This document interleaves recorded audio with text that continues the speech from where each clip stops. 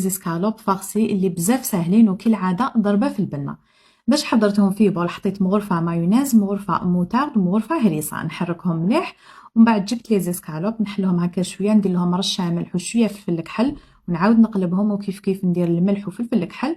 ومن بعد نحط هذاك الميلونج تاع المايونيز والهريسه والموتارد، وندير الفرomاج، ديرو كونتيتي مليحه تاع فرomاج وباتي، ونرولي على هاد لي زيسكالوب ونغلقهم مليح بلي كوردون.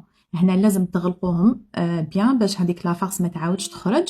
ومن بعد جبت لا شابلور اللي ندير لها شويه تاع الثوم، نحركهم مليح، وعندي هيك حبه بيض اللي كنت دربتها، نبدا نحط في هذوك لي زيسكالوب في البيض، ومن بعد نرمدهم في لا شابلور اللي فيها الثوم.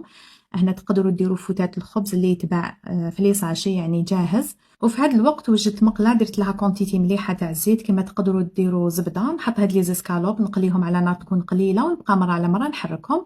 ومن بعد وجدت البابي ابسوربون تاع وافا مع اكسترا اسويتو تاع وافا، هكا راح نتخلصوا من كامل هذوك الزيوت. لي زيسكالوب تاوعي بعد ما طابوا نقطرهم هكا مليح، ومن بعد في مقله حطيت شويه زبده ونقلي لوبيا ماشطو بعد ما كنت فورتها، ونزيد لها شويه تاع الثوم، ملح وكمون، وبلا ما ننسى المعدنوس. وهكا لوبيا ماشطو تاعي راهي واجده، ولي زيسكالوب تاعي راهم واجدين.